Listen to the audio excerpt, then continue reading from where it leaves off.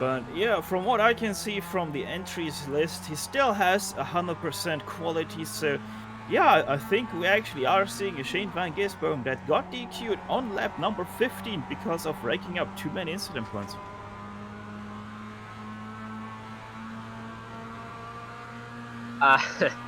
Well, at least now the iRacing penalty system works, don't we? As Tunstall runs wide, and Darren Lobb will go by him, just riding on board with Lobb, as McCutcheon will follow him through, and Dunstall's going to lose 2 for the price of 1 here, down the main straight, and to the outside looks McCutcheon. For turn 1, he may pick up 2 for the price of 1, while Dunstall loses it. Round the long way, door-to-door contact. Lobb gets squeezed back to the inside, but McCutcheon might have this one done as they run down into turn number 3. And he takes it away as Lobb gets squeezed onto the grass, and out into the gravel he goes. Yeah, that is going to be a little bit of an awkward rejoin there because he had quite some angle on that, but he was able to keep it all together, and he is rejoining in 7th place. Hey, fun fact, you know how the incident point is 30, so SVG did get disqualified, but Liam Lawson is on 28. So he is 2 incident points away from being disqualified as well. Yeah, makes you wonder where Matthew Payne is sitting at right now. Started in 5th place and now in 1st, about 2 seconds ahead of Lawson. With all that shoving and bumping and whatnot was going on, I wonder how many incident points he has.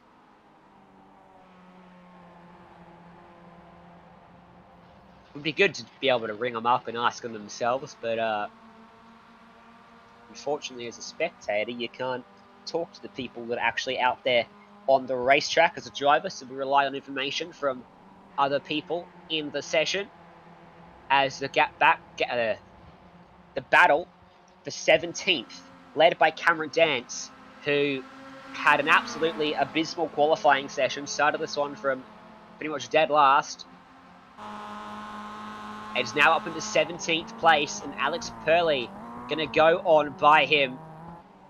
And Dance has struggled in the series so far. He's a champion in sim racing. He's not been showing it so far this season, as he will fend off Purley on the inside line through turn 3. And Purley will look to the inside for turn 4. Gonna have to be careful about that one. He thinks better of it as they run down into turn number 5 then. Hard on the inside line as Dance. It's a naturally defensive line you take through there, which makes it very easy to defend.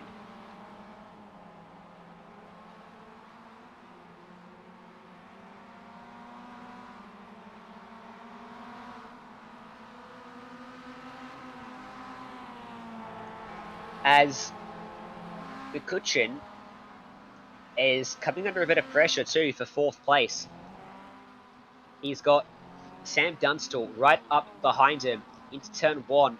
Not close enough to make a move there, but close enough to make him worry potentially. Lawson is quicker as well than Matthew Payne. He was a 10th quicker last time by his 2 seconds behind him. He finds a bit more time. He might be able to get there as Payne's just made a mistake too. So not over with yet for the lead of the race. Is McCutcheon sliding through turn 3, and Dunstall looking ever closer to that rear bumper into turn 4 and turn 5. No moves going there. Luigi defends, and Dunstall throws it in behind. I wonder if McCutcheon and who is the other guy? It's Billy Fraser, if they have some affiliation right now, because one is driving the Luigi car, the other one is driving in the Mario car. I believe they're on the same sim team, potentially.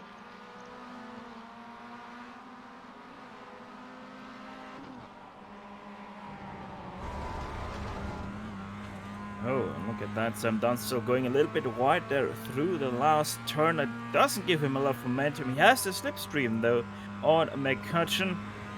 Maybe able to do something late on the brakes into turn 1, but no, just not getting close enough there whatsoever to the back of the 98 car. So they continue to drive in 4th and 5th. Also, Matt Stevens, not too far away from those two. But the thing is that Stevens has continuously been a 10th or 2 faster than the two behind him. So I don't think anything is going to happen there. But what is a little bit more surprising is that Stevens is faster than Lawson right now. So we might get to see something there. Last lap, the gap shrunk by 0.2 between those two. And that means it's now down to 2.4 seconds. Payne's responding as well to Lawson's pace, and he's managed to stabilise the gap at 2.1. There's a big battle here for 7th place. Darren Lobb ran off the track on the exit of turn 1. Curiously, it was on the inside. He ended up off the track, and as a result, he's now under a lot of pressure from Callum Hedge, who won both races of the all-comers split and is now looking to climb in to 7th place and put himself closer. Well, actually, if he makes this move, he'll actually put himself off the front row. Maybe on the second row, isn't he? But he's getting himself further and further away from the race 2 pole by making these moves. But he gets more points from passing them all. So he will go up to P7. Oh, Very easy move in the end for him. He overcooks it a little bit, but he should be safe on the exit, and he is. I thought he was going to overshoot that turn much further than that. So great shot by Calum. If he wanted confirmation on whether he was disqualified, he just had his black flags cleared. So yeah, he was disqualified. And the clearance of those black flags allows him then to rejoin the event for race 2. Looks like Ryan Wood had a similar issue out there on the track. Liam Lawson probably actually just restraining himself a little bit, because if he ran off the track twice, made a little mistake through turn 3 or anywhere, and picked up an off track, he too would find himself in the disqualified club. So might be one of the reasons why he's not catching Payne. That, or Payne's got phenomenal pace, which is just as likely. You go back to the battle, that looks like Cameron Dance, the number 6 car, trying to fend off drivers again, battling for what is still 17th place. And it's Purley and Pitt still behind him. Purley hasn't been able to find a way by. He's been there for quite a few laps now.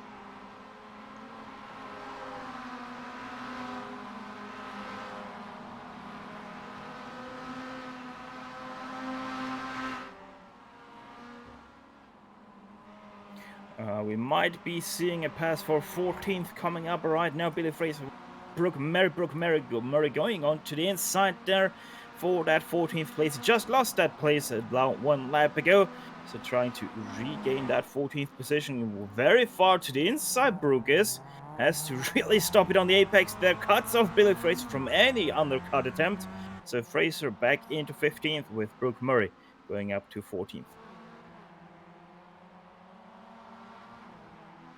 Big change up there, just 3 laps to go in this race, and before we pull them to a halt, invert the top 10 and let them loose for race 2. Battle for 6th place as well. Warren Crowther under a lot of pressure from Callum Hedge and Darren Lobb closing in as well.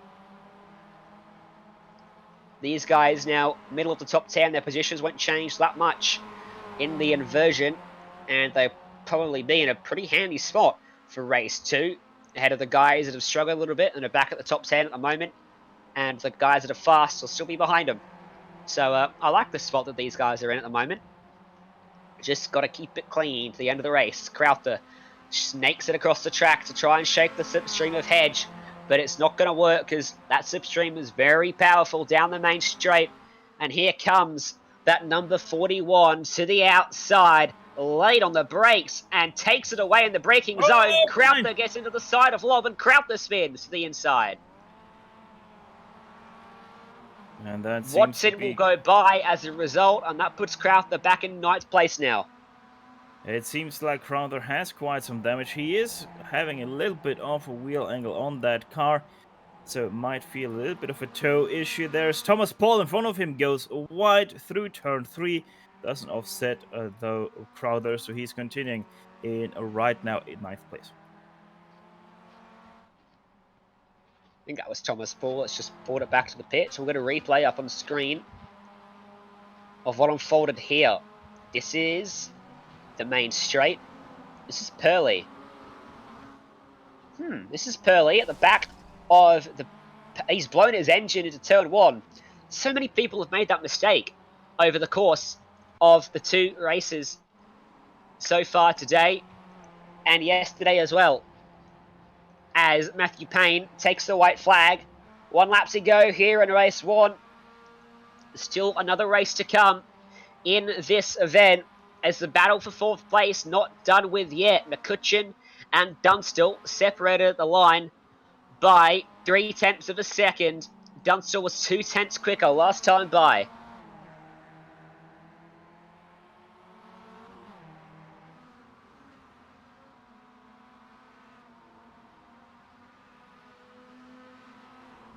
They have to, by the way, also be careful, because Callum, Hedge, he's not too far behind, and if these 2 guys are starting to fight way too hard, they might see another 2 cars join them in the names of Hedge and Lob.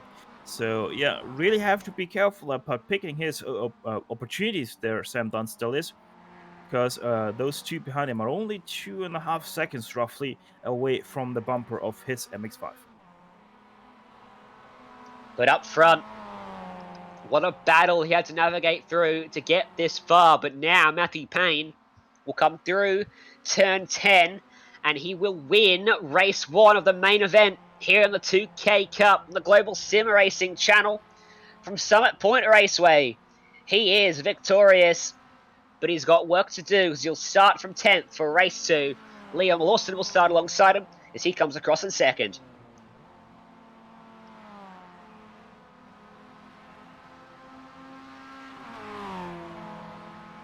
And McCutcheon will win the battle for 4th over Sam Dunstall.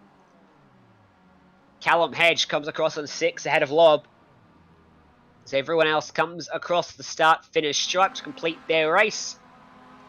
Going to be some interesting storylines for race 2. Lawson and Payne coming through the field from 10th. Then Ginsburg having to drive through everyone. He's going to be starting from last. It's Corey Ross and Stavold drag their battle to the line. Ross on the inside just about holds them off for 21st. What to come for us here as race 2 comes to its green flag in about 10 minutes time. We'll go to a quick break on the Global SimRacing Channel. When we come back, we'll have the results from race 1. We'll get ready for race 2.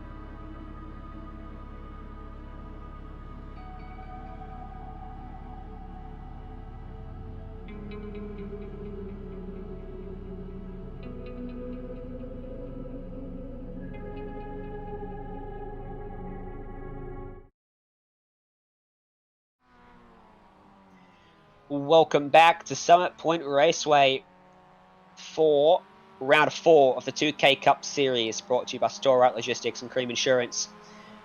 What a first race we saw. A huge battle for the lead, and it ended disastrously with disqualifications to Shane van Gisbergen. And this is how they finished. Matthew Payne, the KZ2 champion, got it done for the win.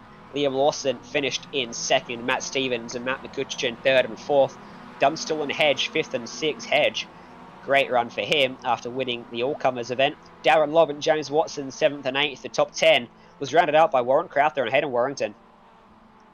Aaron Ivers in 11th place, with Alistair Hawkins finishing in 12th. Taylor Cockerton in 13th. Billy Fraser finishing 14th, with Shane Edgar in 15th. Cameron Dance makes his 41st to 16th challenge happen, with Dion Pitt finishing in 17th. Brooke Murray in 18th. 19th went to John Mitchley, and rounding out to top 20 off the field was James Kudia. Corey Ross was 21st, ahead of Jamie Stavold, Matthew Smith, Antel Raphael Sabar, Jaden Mason, Zach Thompson, Liam Fox, Callum Pratt, Brendan Leach, Zane Hill was running out your top 30, and you'll see the other 12 drivers scroll through on your screen. So race 2 coming up. What happened there to the timing screens? Race 2 coming up. Top 10 will be an inversion, so pole position is going to go the way of Hayden Warrington. Warren Crowther will start alongside him. Payne and Lawson going to be from 10th and 9th. Van Gisbergen going to be back in 37th for this one. Now, remember at Laguna Seca, he drove from 40th to 10th in race 1, and he was involved in a massive battle with Hartley and Anderson at the back end of that race. Now, this track is a lot harder to pass on than Laguna Seca, but it also has a lot more drama, so if he can stay out of trouble, we might see him in and around the top 10 at the end of this race. Don't think he'll get to the lead, but honestly, who knows what will happen over the next 24 laps, 33 minutes of racing. No pit stops, it's just straight up fight to the end. Yeah, well, one thing we most definitely will have to look at in that second race is turn 1, and probably also once again turn 5. That yard sale always comes into play if I don't know, I wouldn't say when it gets a little bit hectic, especially in the second race, but it can happen. And turn 5 is such a tricky corner. You're coming in hot slideways from turn 4, and you have to somehow get it stopped, and that always isn't too easy there. Especially in an MX5.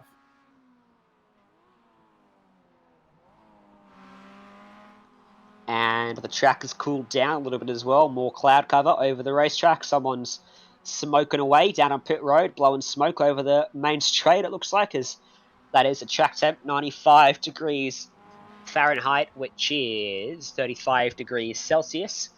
And not someone blowing up. It is either Watson or James Watson doing burnouts there at the end. Crowther. Yeah, Warren Crowther. Why not? You know, got to put down some rubber there. Yeah. Warming up your tires. Just go do it at turn 3. Need some rubber down there. That's what everyone's been having issues, isn't it? I don't know if that's still going to help anything with all the dirt that is already down there in turn 3. Probably going to need more like a broom to get some grip onto that track there.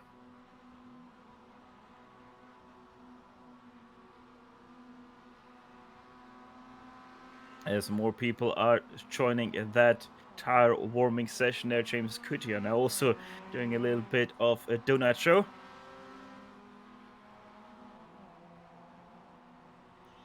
Time is going to run down. We're going to get ourselves ready to go green here on the Global SimRacing Channel. As the clock winds down and we take a look at your starting grid here at Summit Point Raceway. Pole position goes the way of Hayden Warrington. Alongside him is Warren Crowther. James Watson from 3rd, Lobb from 4th, Natasha Hedge, Callum Hedge, from 4th. Then Dunstall, McCutcheon, Stevens, Lawson and Payne, your top 10.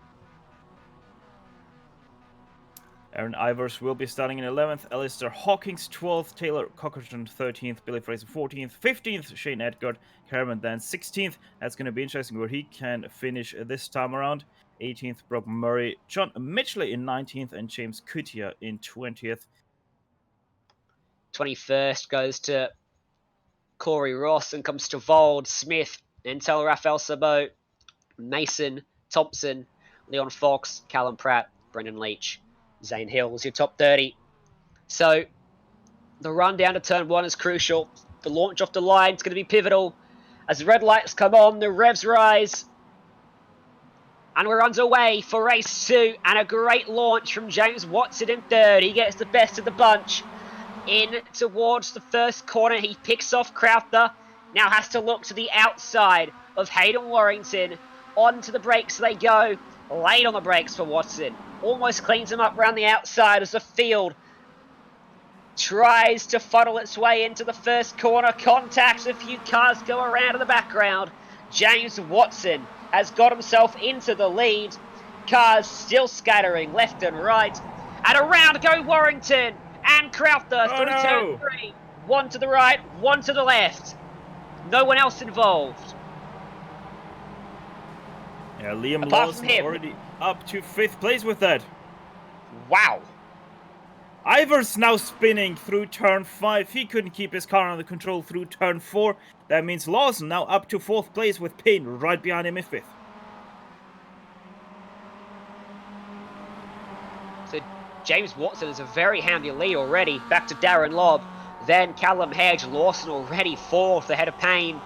And then Dunstall. Some huge movers already in the field with the chaos on the opening lap. And I was keeping an eye out on Van Ginsburg, and he got very lucky in turn 1 and turn 3. Somehow dodged it all. As Lawson dives up the inside of Hedge. They make wheel-to-wheel contact. Hedge jumps and ends up out in the sand trap. Loses out 2 spots. Make that 3 as Dunstall goes by. Payne trying to bump draft Lawson down the main straight. Remember the dramas with the incident points in race 1. They'll have to be careful about it today. Contacts again with Lawson. And this time Dunstall around the outside. He retains the spot. Take a look in the background. Van Gisbergen was already inside the top 20 from 37th on the grid. The car's looking a little bit worse for wear, but he's gained a lot of spots. We go back to this group though, as here comes Payne as Dunstall runs it off the track. And he has the nose in on the outside though. That is going to give him the inside for turn 5. Very, very aggressive through turn 4. Slideways going through to give himself that apex through turn 5. And sure enough, takes away 4th place from Dunstall.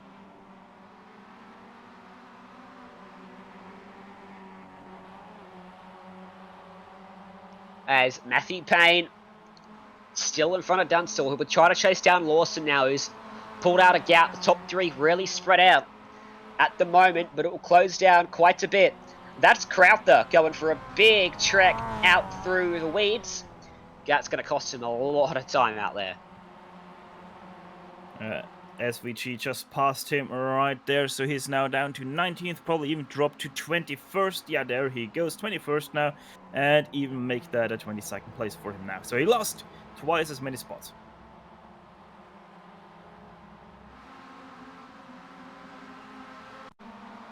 We'll take a look at a replay here of further back, and this is turn 1. Calamity corner it became. This is Van Gisbergen, buried in the pack of the 97. You can see him just in the back, darts to the left. He's in the middle of the track. And then through the first corner, you'll see him in the background there in the bright green and yellow livery in the middle of a 3-car bust up.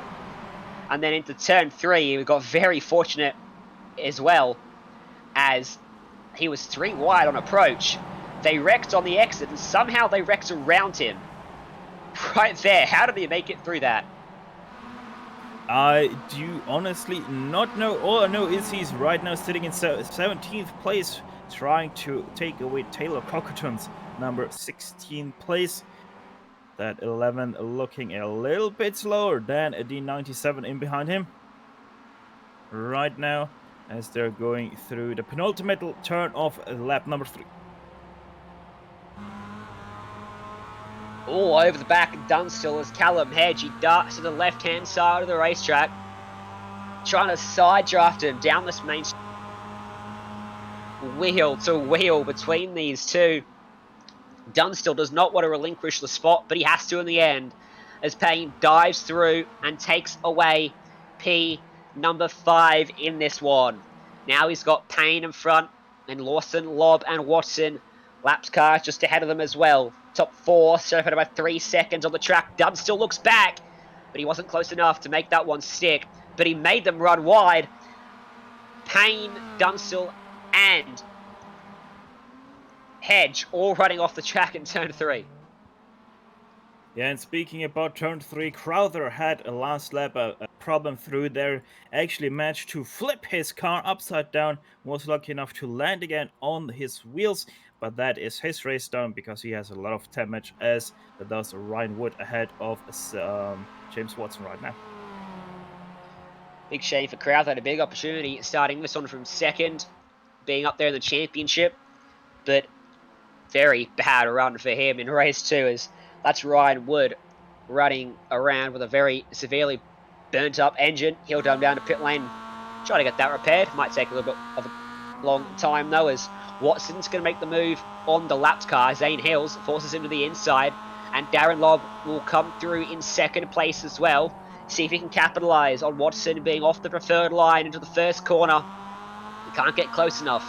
Lawson closes in on them as well back there in third. He's dragging Payne with him. Behind, there's contact in the battle for fifth. Callum Hedge edged out Sam Dunstall, and now comes your Formula Ford racer, Billy Fraser, up there into 6th place as Dunstall has to defend from Aaron Ivers down into turn 3. And in behind we had a wreck for 9th place. 3 cars involved in that one. Pitt got the worst damage from that with Kutia, as we're still focusing on that battle for first place. 5th, sorry. No, we are watching the one for first, because that is Lobb all over the back. The top 5 really starting to close up. In top 4 make that in this battle for the lead here in race 2. That 5 of what should be 24 in this event. As we get towards the main straight, Watson's going to be having to defend this pretty aggressively, because Lobb and Lawson are right there on his back bumper. As we come towards the start-finish stripe, does he defend the inside? He doesn't. He offers it up to Lobb, and Lobb will go by. Lawson will follow him through as well. And Watson's going to lose 2 spots from that. Did not defend that at all. So Lobb up into the lead. Lawson now to second, and immediately Lobb having to defend as Lawson gets up in behind him, trying to get to the inside. He forces the issue, gets the overlap, and Lobb darts back to the racing line, clips the grass, gets into the side of Lawson. He keeps it straight, and Lawson's through into the lead of the race. And Lobb goes back behind Matthew Payne now. On the grass on turning never is going to be a good idea. Lobb just found that out himself. Keeps it somehow together with a little bit of a help from the door of Liam Lawson. But that means Lawson up to first place now. They're gonna come up to a battle for 33rd place between Jayden Ransley and Callum Pratt, as they are fighting it out just a turn ahead of them. And on Van Gisbergen watch, he's back there in 16th. That car really is probably struggling a bit as a result of that damage to both ends of his car. He's lost a spot on this lap, actually. He was 15th, he's now 16th. He should get it back in a moment. We go back up front. Lawson's got a comfortable margin down into turn 1. He should be safe from a lunge from Watson, who's found his way back up ahead of Payne. But Payne is going to look to the inside. And Lobb goes in very deep behind, somehow pulled it up without making any contact. And he finds his way to the inside of Watson. That was really late from Lobb there. He's very lucky. That worked out well, and he's up into third now. Yeah, how did he manage to stop that car? I have no idea. I thought for sure he's gonna run into Payne and Watson there. Wow.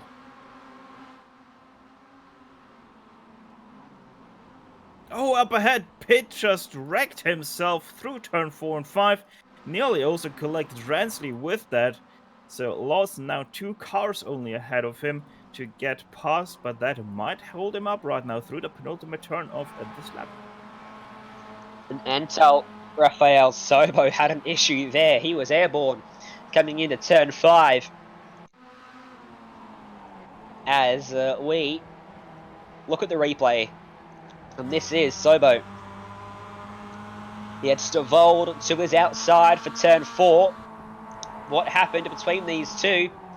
He just ran wide into Stavold and as a result got turned across his nose. And very fortunate not to collect anyone as he came to a rest back on the racetrack there. Just ever so slightly too wide there for Sabo, so yeah, just unfortunate that he got there turned over the nose of his competitor, but seems like he didn't get too much damage from that as he's still continuing on the racetrack. Matthew Payne's keeping Lawson very honest at the moment for the lead, resuming the battle they had in race 1 before Chaos erupted at turn 1. After the contact with SVG, Payne is all over the back of him, heading through the back part of the racetrack. If they start to run side by side, Darren Lobb and James Watson are not far away from them at all. And in saying that, the top 8 are only separated by 6 seconds in this one. Still a very tight race here on lap 8. Yeah, and one has to say we're already on lap 8 of this only 24 lap race, so time is flying with all these battles going on right now, as Payne and Lawson, as you said, have found themselves once again atop the field.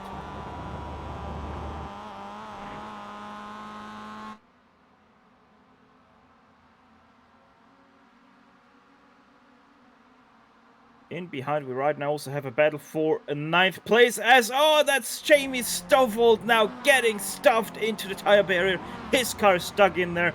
He's not going to continue, so that's another position gain for Shane Van Gisbergen, who is now up to 14th place as that battle for 9th place still is going on. Kutia trying to go around the inside of Murray, but Kutia is actually braking a little bit early, so he's not going to be able to attack that 9th place. Sitting in 10th right now, he is with Matthew Smith around the outside of Kutia, but he also has to stick back.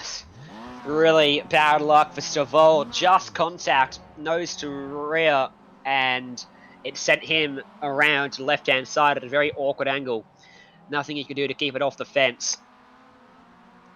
Still very close up front. Close battle for 9th place as well, led by Brooke Murray. And he's got a whole host of cars behind. James Kutcher, Matthew Smith, and Corey Ross. They're just in front of the battle between Chris Simon and Shane Van Gisbergen, who are dragging Peter Vidanovic with them. So this could become about a 6 or 7 car battle very quickly. Back here on the outside of the top 10. That is Van Gisbergen on screen behind Simon, who's still behind him. Let's look a little bit further up though, because they are nose to tail. Kutcher's pushing Murray into the final corner. And Matthew Smith is looking ominous there in 3rd in line as well. Down the main straight, someone's going to make a move here because they are all very close together. Watch for Corey Ross at the back of this straight as well. Change for the lead up front.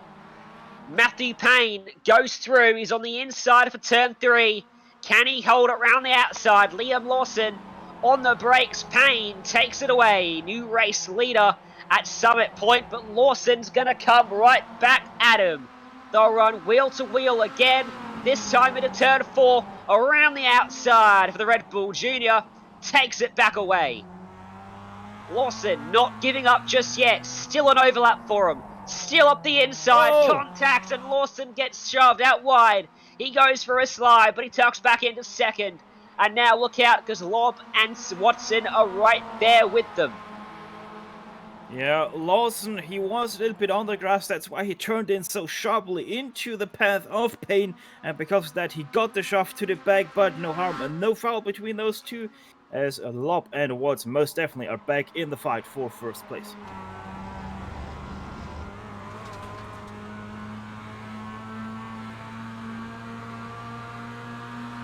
Here we go into turn 1. Lawson's going to try to take it away. He bumps Payne. He's bump drafted him down towards the 1st corner. He'll pull out and make the move, but he doesn't. He's happy to sit in behind. Doesn't want to get by him there. Not that lap anyway. He'll be wary of Lob and Watson behind. He might just want to pull away from those guys before they start to battle again. Which probably isn't a bad strategy as he shows a nose into turn 3. But he's not close enough to make him worried at the moment. Top 4 separated by 8/10 of a second. The battle on the fringes of the top 10 has closed up too as well. Simon van Gisbergen are there. So it's now a 5-car battle for 9th, a 4-car battle for 1st. A lot of action on the track. And a whole gaggle of laps cars in front of that P9 battle too, which I'll catch in a few laps' time. I don't know if it's laps or just turns, as these guys are fighting very hard for 32nd, I think that is, position overall. So yeah, I wouldn't be surprised if they're gonna catch them sooner rather than later, as Matthew Payne still Simon an issue. Liam Lawson.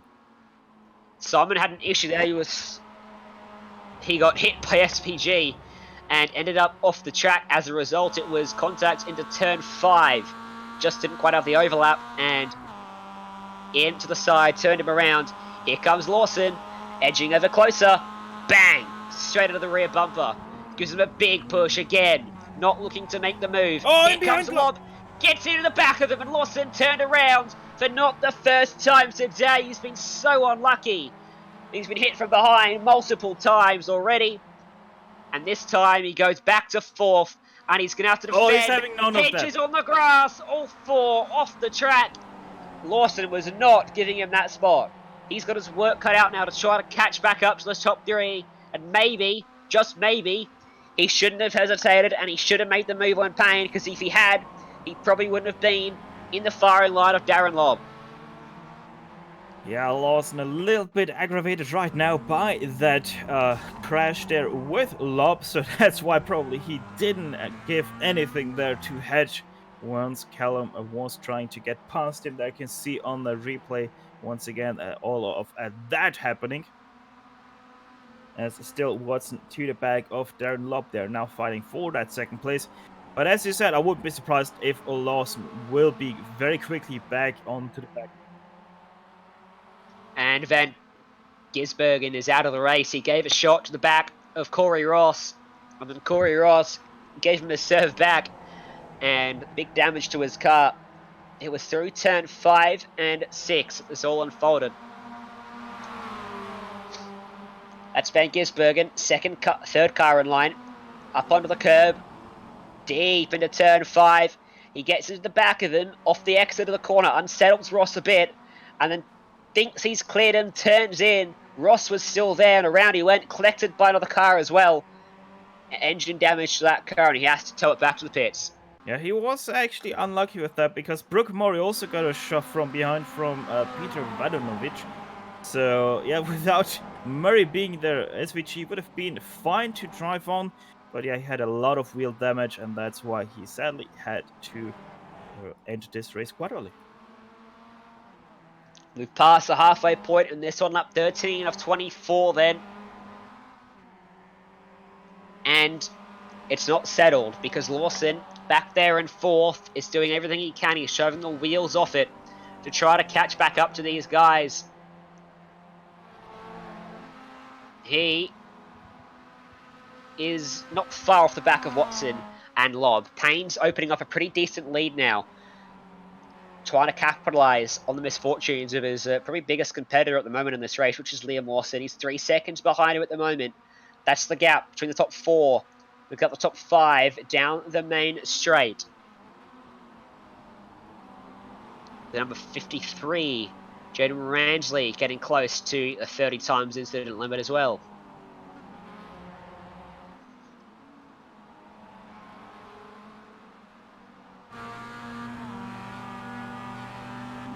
Here's James Kutcher on the back. Into turn 1. Cameron Dance under pressure and losing out to Kutcher. And watch out for Chris Simon to go through as well. It looks like Cam James at the back of that. No, it's Sabo at the back of those 3. And Dance is on the inside for turn 3. Will he try to throw it back up the inside of Kutcher? He doesn't. He manages to hold off Simon. And he'll slot in behind him. and have to get defensive again because Simon's all over him.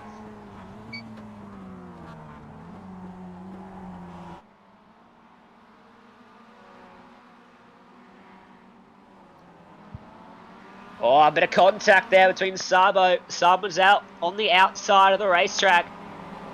And gonna be very careful. There's not contact there as Sabo tucks in line. Warrington had to check up. Cockerton tried to capitalise. Didn't work for him as here comes Liam Lawson. He goes by Darren Lobb, who looks like he redressed the spot. He handed it over to him.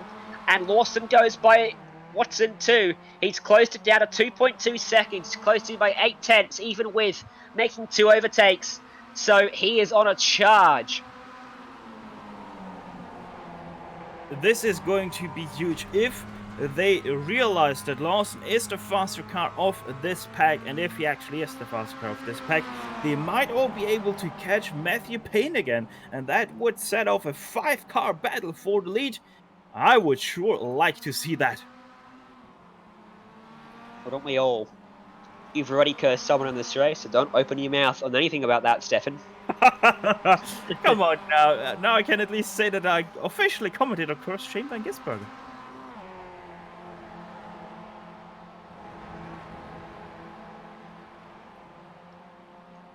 That's Sabo in the fence. What happened to him? Got a replay up of what happened. He was in that battle with Cameron Dance, Kutcher and co. He's got Simon behind him. I wonder if he's clipped the grass on entry here. He's just ever so slightly tagged the grass, and Simon just missed him as that car flicks back to the right. And a big contact with the tyre bundle. Yeah, once again, that dreadful grass on the turn in of turn 3 caught someone out. Quite the incident there for Sabo, so sadly that is probably also his race done and dusted. Callum Hedge has got himself up ahead of James Watson. That's the lap comparison. Lawson gaining, well, losing out by 700. Lost 3 seconds. A lap he got turned. Gained a quarter of a second. Gained nearly half a second. Gained almost 4/10. Reeling him in. He brought it back from 3 seconds to 1.9. He is so much more pace, and Matthew Payne's got to be worried because he's going to get there if it keeps it up way before the checkered flag falls. And he's going to have to get defensive to prevent him from getting by. His best bet is to defend, back him up into Lobb, Hedge and Watson, and hope that they can challenge him and prevent him from fully focusing on getting by Payne. Because when you go to make a move, it doesn't work out, you will lose out to the car behind most times if you're not careful. So it does help having a gap behind you. If you get backed up, well, he's going to be in a bit of trouble. And we have our first official victim to the 30 incident limit. It was Warrington who managed to get himself 30 incident points, but he is once again racing as he had his black flags mercifully cleared. I believe he'll still get deposited back to pit lane though as a result of the black flag. It's an automatic instant thing as soon as you hit it. No time to get cleared and keep on racing. As Lawson drops a couple tyres and Hedge drops the whole car off the edge of the track at turn 3. These guys are pushing hard right now, and Payne, he's going to be seeing the gap in his mirrors, getting closer and closer every time. When he runs in the KZ2 class in the karts, he doesn't have mirrors. He doesn't see the gap closing in, but he will be all too aware of it right now because he can look and he can see that Liam Lawson machine has found his way from 5th to 2nd, from 3 seconds to 1.5 seconds back.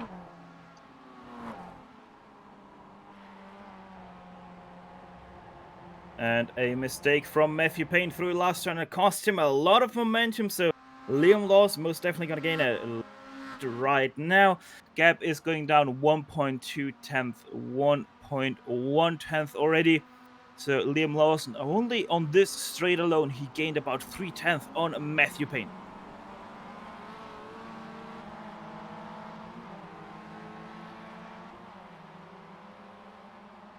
Coming out of turn 1, Liam Lawson now about 1 second behind Matthew Payne. So Payne most definitely feeling the pressure right now from Liam Lawson, the Red Bull driver, or Academy driver rather, most definitely on the hunt for his first place.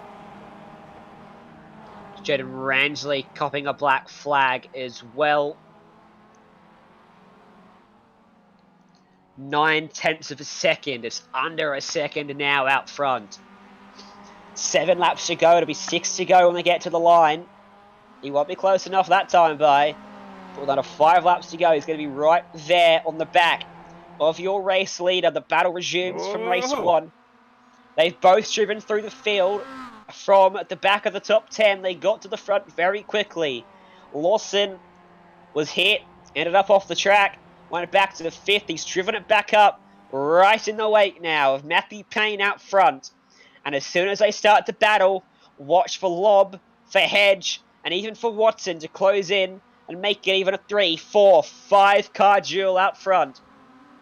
Yeah, how about that Callum Hedge, though, as he's trying to get inside the podium. What a story that would be. Drives 4 races and then finds himself on the podium on the last race of the day. Quite the story that would be, as he's now sitting in exactly that spot with Darren Lobb now in 4th place. A little bit of a slide from Hedge that's gonna send him wide through turn 3. He has to be careful not to rack up those 30 incident points as more and more people are getting closer to that ominous 30 incident mark, but he is still continuing very wide through turn 5. That is going to give back the position to Darren Lobb, so he has to do it all again. Liam Lawson's at 23 incidents, so if he makes 2 sizable pieces of contact with Payne, he'll cop a disqualification. He's going to be very careful 24. Now. These two are going to be very 24. Careful. But as they close in, they'll be acutely aware of it. They've been made aware of it via the race control in the session. And as they come onto the main straight, they've got to keep all the tyres on the track. Don't run wide and get it 1-times. Keep everything up your sleeve, because if you need it, you can use a 1-time to the last lap and extend the track if you need it. Because here comes Liam Lawson to the inside of Matthew Payne. The recovery drive after the contact is complete. And he's through into the lead of the race, and Payne did not fight that one little bit. Yeah, the student driver showing that he still has to learn, goes back into 2nd place. Matthew Payne, most definitely, though, he will be looking back at that 1st place in just a matter of 1 lap. He has to be careful, though, as we have mentioned, they're both on 23 and 24 incident points respectively, with Payne on 24. In behind, Darren Lobb still ahead of Callum Hedge in that battle for 3rd place. So both our podium positions very tightly contested.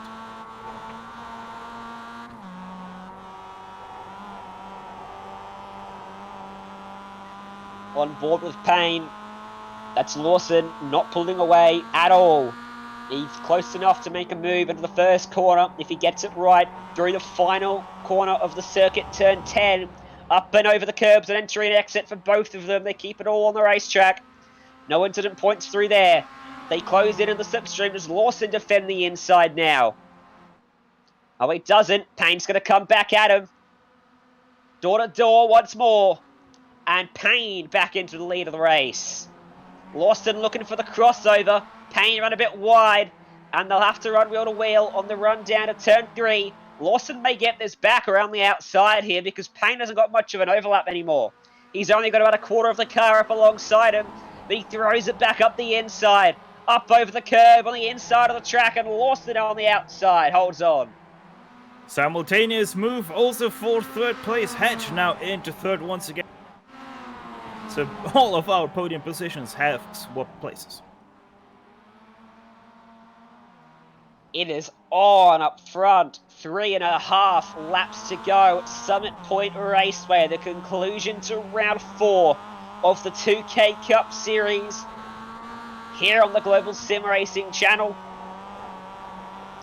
And it's Payne versus Lawson. Karts versus F3s. That's the history of these two drivers. And they're duking it out in an MX5 at a United States racetrack in a New Zealand iRacing league. Very diverse backgrounds coming together as Payne and Lawson might come together down at 1. This time Lawson defends and Payne ducks and weaves, eventually looks to the outside, swooping through on the brakes. They make a little bit of contact and Payne gets edged out wide. Lawson's going to fend him off. There's 3 laps to go now. Yeah, third place also was once again side by side. Hedge once again came out on top there. They're still going side by side now through turn 3. That's where they have to break up once again, and Hedge confirms his third place once again.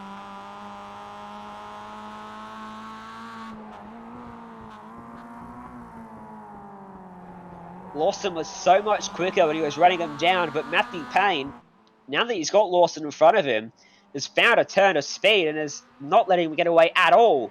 The pace he caught him, he'd have thought that Lawson had been able to gap him, but it's not been the case, and he's under so much pressure to retain the lead of this one. Through turn 9, into the high-speed final sector of the racetrack. They'll sweep through turn 10. They'll come across the stripe. There'll be 2 laps to go in race 2, the main event. A bad run through there for Payne. He got onto the curb but unsettled the car. He loses valuable meters to the back of Lawson's car. And he won't have to defend down at turn 1. Not this side by. He'll be comfortable as he jumps on the brake pedal. As back there in third. Still going at it are Hedge and Lob. Hedge defends. Lob looks to the outside. There's just enough room for him. They make contact into turn number 1. And still Hedge holds on. Try to do the dream job today from race 1 of the all-comers to podium race 2 of the main event. Can he hold on and complete it? In behind that white car, that isn't a lap car, that's James Watson in 5th place. So with all the fighting, Watson has now come into picture to maybe steal away that 3rd place from both Lob and Hedge. But he doesn't have a lot of time to do that as Hedge runs a little bit wide. Lob tries to do an undercut there. It's not going to work out as he slides a little bit too much on the power with all that heat already generated in those tires and the heat from the track. That's just not going to work out for him. Up front, Lawson and Payne, they're separated by 3.5 tenths of a second. Through the final corner. 1 lap to go. It's going to come down to the wire. There is nothing separating your race leaders as Lawson tries to shake the draft down the main straight. The white flag is in the air. Can Payne make a big lunge at turn 1? He forces Lawson to defend. Halfway across the track he goes. Takes it right down the middle and compromises his exit. Here comes Matthew Payne. Onto his back bumper as you look on the inside of 3. He can't because Lawson defends. So Payne ducked back to the racing line. Trying to go around the outside. He had to dab the brakes. It might cost him a little bit. He's lost valuable tenths of a second there. Through turn 3. He had to check up to avoid getting into the back of the Red Bull car. Into turn 5. It's a comfortable gap for Lawson. But he's got to be smooth as silk through the final couple sectors now. The gap is non-existent between them. He needs to get through here very nicely. He needs to get through turn 9 and 10 without making a mistake. Into turn 9. The gap comes down. There's just a car length separating your 2 race leaders as they come up to the final corner of the final lap of the final race of the day. Payne throws it in with everything he can, but it's not going to be enough. Onto the main straight, to the start-finish line, to the checkered flag. Liam Lawson wins race 2 of the 2K Cup. The main event finishes with a grandstand finish, and Matthew Payne comes up just short. And most definitely the dream story is perfect with Callum Hedge keeping his car in 3rd place after going 3 wide through turn 1. He keeps it all together for that 3rd place with Darren Lob 4th and James Watson finishing in 5th.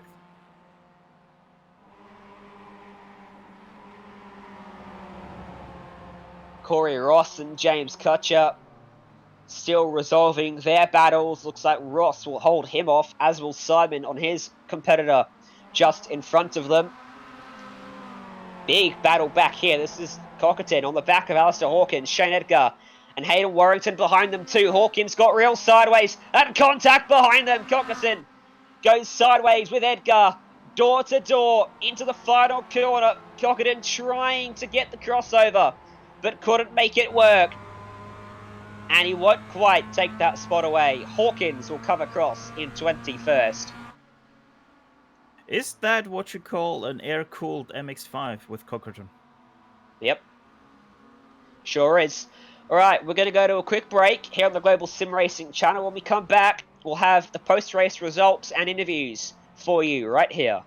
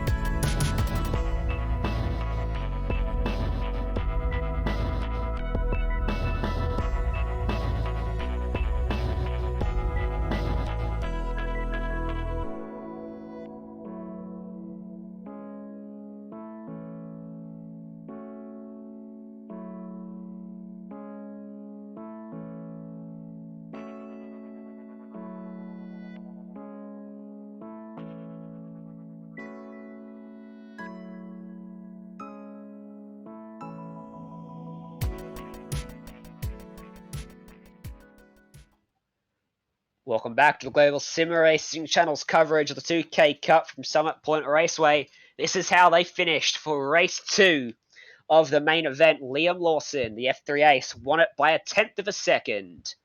Matthew Payne coming across in second ahead of Callum, Hedge, Darren Lobb, James Watson.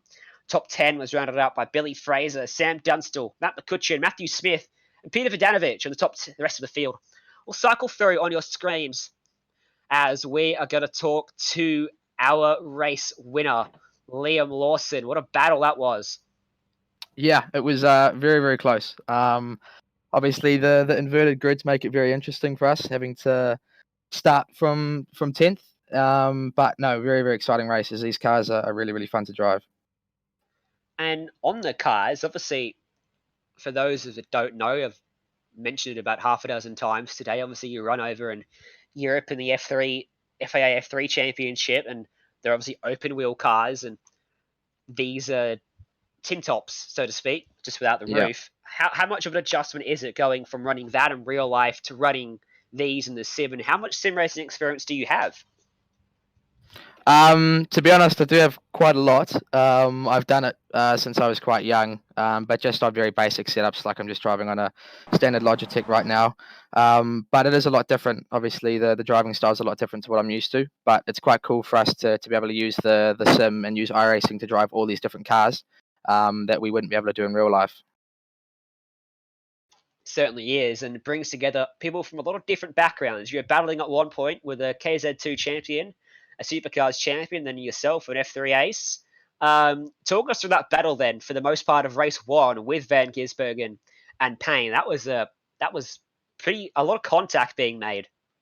Yeah, we obviously I didn't even realize how close I was to getting disqualified until the end. Obviously with the incident points. So no, it was a cool battle. I had a quick chat to Shane afterwards. So yeah, for both of us it was enjoyable, and for Matthew as well. Been mates with Matthew since I was probably before even school. So it's cool to race against him and have such a close side race. That was a lot of fun to watch. Thanks for putting on the show and getting a lot of TV time for your sponsor and, well, I guess your team, Dread Bull Junior, in their academy program. So on the stepping stone to the big leagues, hopefully.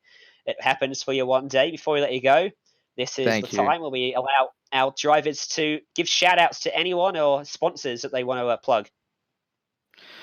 For me, no one in particular. Just for all the guys for racing. I think for Shane as well, it's really cool for him to come and do these races with us. I think it brings a lot of people in to watch. It makes it exciting for all the drivers getting to race against Shane, because obviously, for most of us, it's sort of in real life we'd never get a chance to race against him. So thanks to him for coming and doing these races, and obviously for Brendan last week, it's pretty cool. Thank you very much. Thanks for joining us, and good luck for hopefully the rest of the season. We'll continue to see you. Thank you very much. That was Liam Lawson, your race winner for race 2. And now Stefan Schlacker is standing by with your race 1 winner and just short on race 2, Matthew Payne. Yeah, Matthew, congrats first of all on your victory in the first race. We have seen you quite heavily battling there with Lawson and Shane Van Gisbergen. How was that from your perspective? It looked a little bit ugly at times from our view. Yeah, it was at some parts, but I think the race was just really good. I mean, obviously inverted top 10 after qualifying makes it interesting. But no, it was a lot of fun. Just a bit of bumping and grinding, but I think that's what everyone enjoys when they race. So no, it's really cool. Yeah, it looked a little bit clumsy, but it was most definitely very fun to watch. Now, coming into the second race, you did start from 10th place on the grid. How was that first lap from your perspective? Was it a little bit too hectic, or did you just thoroughly enjoy it? I was basically just trying to survive. I mean, the racing, the start is just crazy. I mean, you've got slower people at the front that are just sort of backing up, and you got faster people trying to advance, and just makes for a bit of a mixed reality, really. And I was just trying to survive. But I think most of us people from sort of 8th to 10th are just trying to get through. Well, next week we're going to Charlotte Roval, the new one. Are you going to be attending that one next week? And what can we expect from you? Yeah, I'll be here. I've got nothing else to do, so but no, I'll be sure to be practicing lots and getting ready to compete against all of the other guys, and I'm sure they'll be practicing lots as just like me. Well, it should most definitely be very interesting with that new slower chicane at the track. Should give us quite a nice passing opportunity on the backstretch. Matt, before we let you go, who gets it done for that number 8?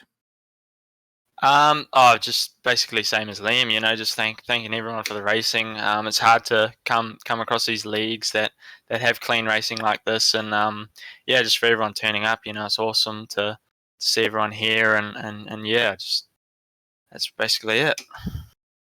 Well, most definitely gonna look forward to seeing you next week out. First, second place for you here today. Congrats once again on those 2 finishes. Thank you. That was Matt Payne and Ryan. It looks like that's all we have time for today. Certainly does. We're going to wrap things up here on the Global SimRacing Channel.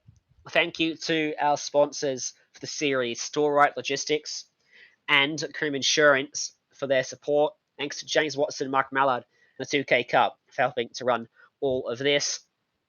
And as well, we have to thank all the companies that provide the software and the hardware for our broadcasts, which are listed now on your screen, as well as how you can get a hold of June Lalonde, who provides all of the wonderful music that you see and hear. Thanks to the team with me as today, Stefan and Jay. If you want to find out more about GSRC, you can find it at globalsimracingchannel.com. You can check out our social media on Twitter at GSR Channel, Facebook at Global Sim Racing Channel, and Instagram at GSRC_Graham. And if you'd like to support us, you can go and check out our merchandise store at gsrc.store.nvy.com. Our link is in the description below. Don't forget to head to YouTube, hit that subscribe button, give us a like if you enjoyed it. You won't miss a moment here on the Global Sim Racing Channel. Next race is the show. Them out and mark them down from all of us here in the booth. Thanks for joining us, and until next time, race clean, race hard, and we'll see you on the track.